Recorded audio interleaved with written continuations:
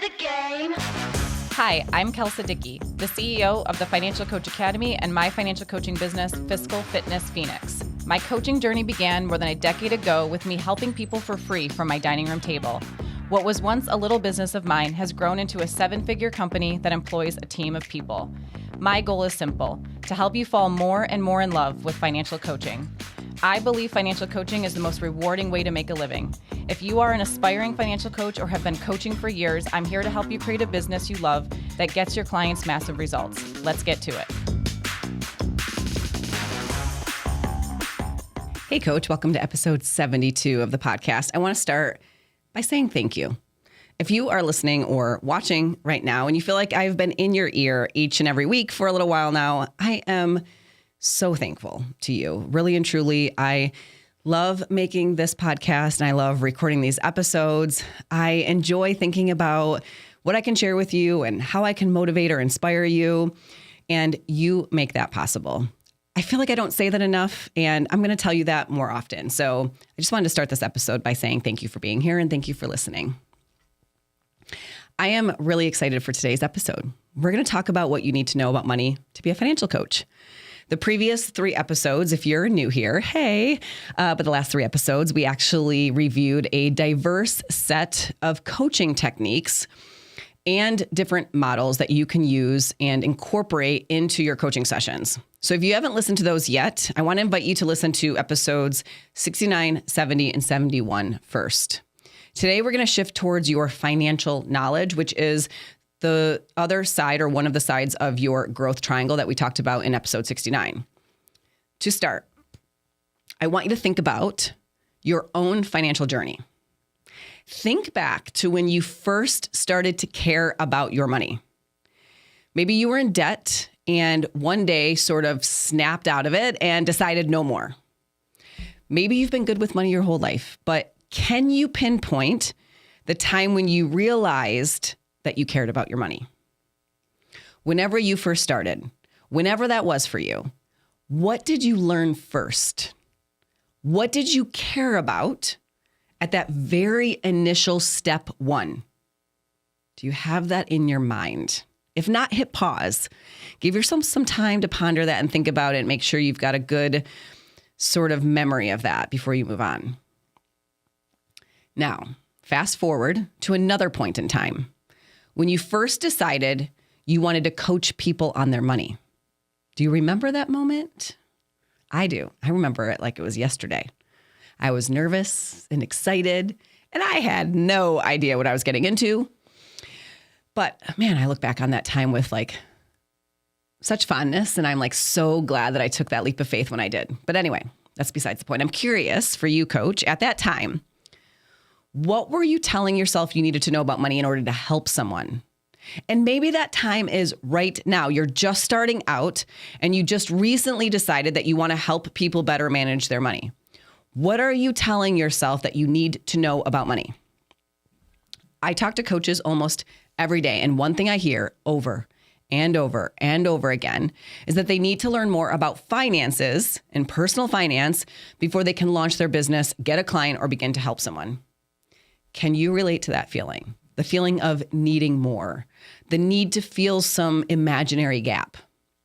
Now I'm curious, if you compared those two things, what you learned first when you first started to pay closer attention and make progress with your own money, to what you think you need to know in order to help an everyday person like who you were when you first started. If you were to compare those two lists, is the list of things you're telling yourself you need to know right now vastly different, probably a lot longer than the list of things you actually needed to learn when you first set out to do better with your own money? Why do you suppose that is? Why do you think you need to know so much about personal finance in order to help someone when you didn't need to know any of that same stuff when you got ahead with your own money? I want to tell you a secret, Coach. I promise you that you probably know way more about personal finance than I did when I started. I mean, I am not so old that like computers hadn't been invented yet, but Instagram and TikTok were not a thing. There weren't all of these like digital courses, YouTube channels, and podcasts about money that you could listen to. There weren't hundreds of, maybe thousands, I don't know, financial literacy websites that existed. Shit, financial literacy wasn't even a popular term, okay? Not only that, but I promise you, some of you know way more about personal finance than I currently do. Like right now. That is not me joking. I'm not exaggerating. Nor am I saying that to stroke your ego or as a way of like putting myself down in some way. Can I tell you another secret? I have helped a lot of people with their money. And not just like a couple of people and like I've helped them a little bit. Like I have helped a lot of people in really significant life-changing ways. And some of you might think like, oh, she's bragging a little bit right now as she says that. And that's fine. You can think that. It's also just a fact. I recently launched my new website for my financial coaching business. If you've been a longtime listener, then you know I had quite the journey with my branding and marketing. I had hired a person that I didn't think did a good job about a year ago. I hated my website, right? Luckily, 85% of our business at Fiscal Fitness comes from referral. So it didn't really matter if I had an ugly website. So as far as projects go, as much as I really didn't like it, redoing the website just didn't make the cut as a priority for a really long time. Even with an ugly AF website, business was fine. I am sure there's some lesson in there somewhere, but it's not the point of this episode, so I'm going to keep moving. Earlier this year, I finally decided that it was time to prioritize updating my website. And now I am really proud of it. I think it's beautiful and lovely and super awesome representation of who we are, what we do at Fiscal Fitness. So if you haven't seen it in a while, check it out at fiscalfitnessphx.com. Again, it's fiscalfitnessphx.com. Quite a tongue twister there. But as we were working on the new website, we pulled up all of our clients' budgets all the way back to 2015. And the reason I say 2015 is because in 2015, I migrated my Google accounts and all of my clients prior to 2015 are under an old account. And I just didn't think it was worth trying to hunt those down, even though I probably could if I really needed to. But anyway, we totaled up all of my clients back to 2015. Every dollar saved, every dollar that was paid towards debt, every single paycheck and every single month of their budget, you name it, we totaled it up. It took Erica, my director of operations, months to pull the data. And when I saw the numbers, I cried. Since 2015, we have helped over 1,000 clients to pay off over $38 million in debt and save, get this, over $112 million. That's over $12 million per year in savings, or over $1 million per month on average that goes to savings. I have helped a lot of people, and that feels really incredible. I want that for you, coach. I know you want that. I know you dream of like truly helping people. And the number one thing stopping you from doing that is you thinking you need to learn something more about personal finance in order to do it. When you first start, you coach on what you already know. If you know about getting out of debt, that's where you start. If you know about managing your money better after bankruptcy, that's where you start. If you know about getting on the same page with a spouse, that's where you start. Then, as clients need something new, you go and you learn about that, you research it, you tap into other people's expertise, you develop a new skill set or gain new knowledge, and then you do all of that based on the client's needs. If you focus on acquiring knowledge about personal finance before you launch, you bog yourself down because you wind up researching stuff you don't even need because you don't know what you need, and it just delays everything. For example, you don't start by saying, I'm going to coach business owners because they have more money to pay me, because you don't have any of that knowledge yet. Unless you've run another successful business, then of course, this analogy and example doesn't apply to you. Start with what you already know. I'll give you an example from this past week of a coach in our financial coach mastermind. He's a financial coach who helps individuals who are athletes, similar to me. Yes, we have similar niches, and yet we don't see each other as competition. In fact, I think he is a phenomenal coach, and I love knowing that he is out there helping people. If you are listening, you know who you are. Thank you for doing the work that you do. Now, this coach, before becoming a financial coach, owned a bunch of gyms and studios throughout his life. That's what he did before he called himself a financial coach. Well, just recently, like in the past 2 weeks, He was at a gym, and the gym owner said she wanted help with her business finances. Mind you, up until this point, this coach had focused solely on helping individuals, not business owners, but he used to be a gym owner himself. He says, this is a quote from the mastermind. I realize in some ways it's not that different from the work I've done so much of already. So I'm thinking I can build the plane while I fly it. He continued to describe what specifically she wants help with, and he said he could do that for sure, and that she also alluded to wanting more coaching beyond that initial session, and that he's like, I think I can figure that part out as it comes, right? And I was like, yes. Has he financially coached studio gym owners before? No. Does he know everything he needs to know right now about doing that? No. But he knows enough to meet her where she's at, which is all that matters. Coach Jacqueline ended up going live and provided him with very clear direction for that initial session and for his prep work, what to gather from this client and on his mindset and how to stay focused during this initial session for his very first time coaching a small business owner. I then provided some direction for him and he felt really great about it. And most importantly, he knows that when he gets to the next step with this client, he knows where he can turn to get the help again. It's a perfect representation of how each of us should be approaching our knowledge gap in this business. Coach, are you creating your own imposter syndrome? The more you tell yourself you need to learn and know, the more likely you are to feel stuck. That's because you don't know if the information you're learning is even right or how it applies. So all you see and feel is this massive gap. You, though, are creating the gap, and it's totally made up. So you can't ever actually fill it. So then you find yourself in a vicious cycle. And the worst part about it is that while you're experiencing this, you're not helping anyone with the parts of money that you already know a thing or two about. Think about it this way. In the first few episodes of this series, I reviewed a total of 23 coaching techniques and models and 7 self-assessment tools. How many of those did you know even existed prior to listening to those episodes? Many of you probably didn't know about a lot of those, and yet not knowing those things wasn't stopping you from wanting to launch, or for many of you, actually helping people. When it's not on your radar, you don't notice that there's even a gap. I'm also willing to bet some of you have helped a lot of people despite not knowing some of those models.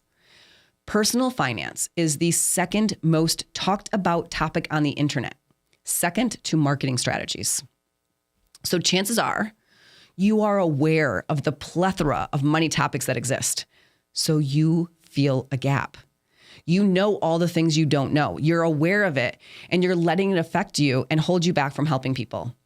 Go back and re-listen to episode 27 of this podcast on the various stages of learning. If you follow, let's say, a lot of marketing experts online, each with their own proven way of getting clients, it's easy to feel like you're not doing enough with your marketing too, because you're allowing yourself to be inundated with all these different ways you could market your business.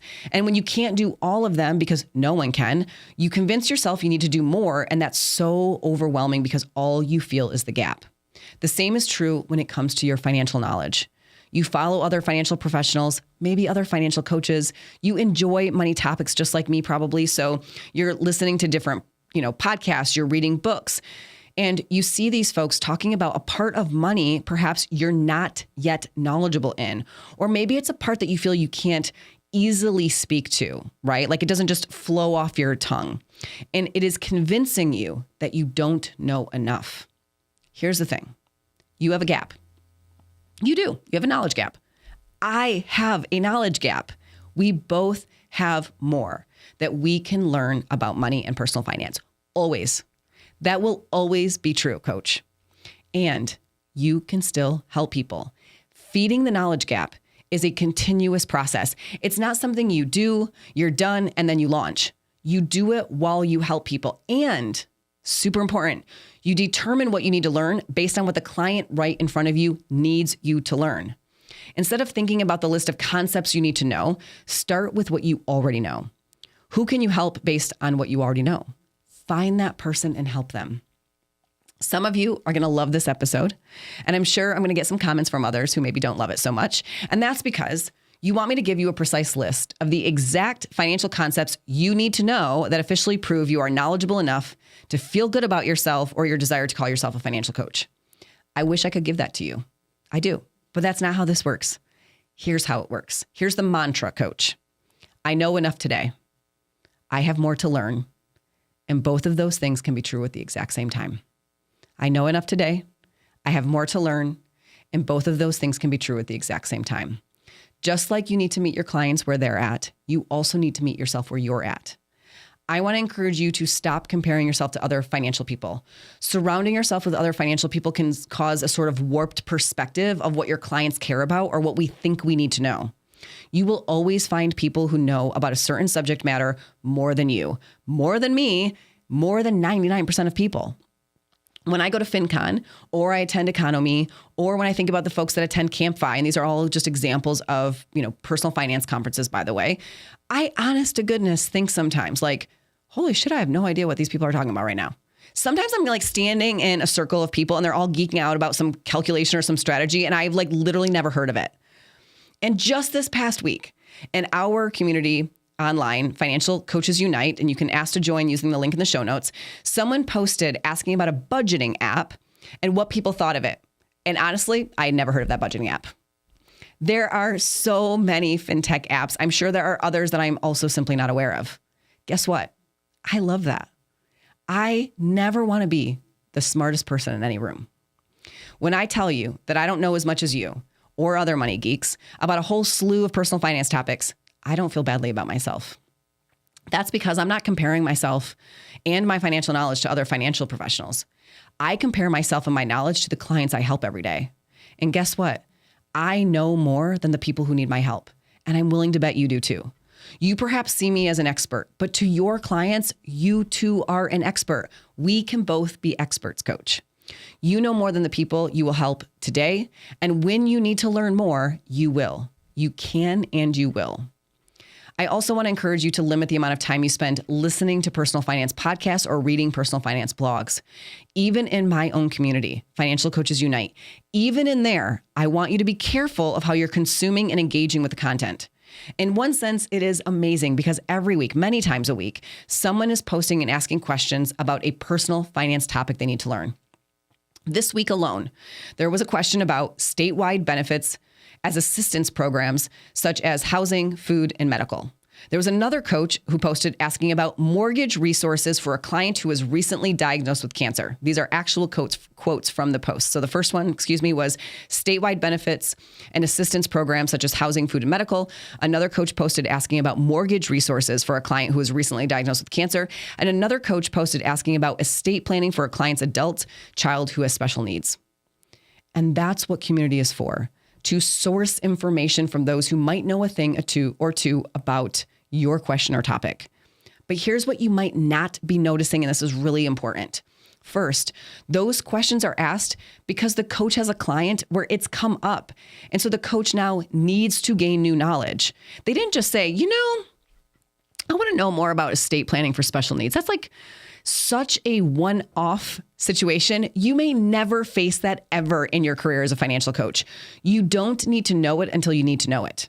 These coaches need to know it because it's come up in a coaching session or with a client. Second, I want you to have some awareness of how these posts might be affecting you. And it's not just these posts in my community, but all of the posts that you're consuming about money in all of your feeds, audio, social media, video, those types of things. For example, you might see those 3 posts over this past week and go, I don't know that. I don't know that. Oh my God, there's another thing I don't know. And you're letting it affect you and give you imposter syndrome. Coach, I don't know the answer to those questions. I need you to hear me. I couldn't answer those questions posted in the community. I left it up to other people who know the answers. Don't internalize those things. If you don't know those things, guess what? I don't either. It's okay. We can't know everything about money, right? Instead, here's the perspective that I want you to take.